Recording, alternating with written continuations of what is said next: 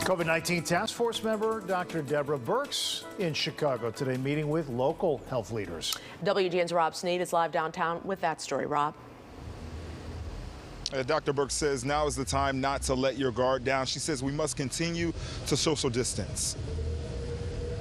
Behind the scenes, and what the American people haven't seen, is this state last week submitted their vaccine distribution plan, which is at the CDC right now, that is preparing right now for how to distribute a safe and effective vaccine.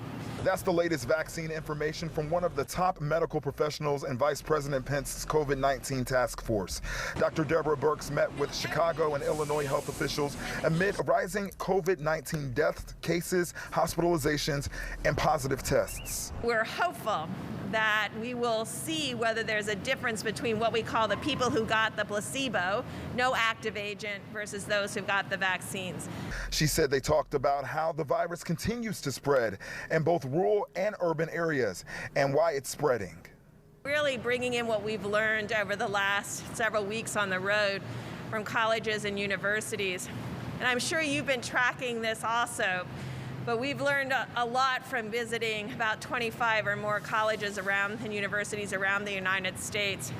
I think we've now been to 36 or 37 states and those 25 universities.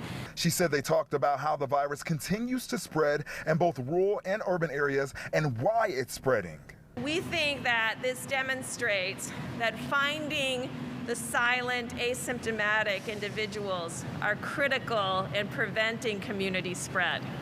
And so really learning from that and translating that, what can be done now at the state level now that we have a significant additional number of tests. When we go home and we bring in our friends and family and neighbors and we take off our mask and we let down our guard, that's when asymptomatic spread is occurring. She said universities that tested weekly had significantly lower cases than those universities and colleges that only tested for systematic cases and those exposed to the virus.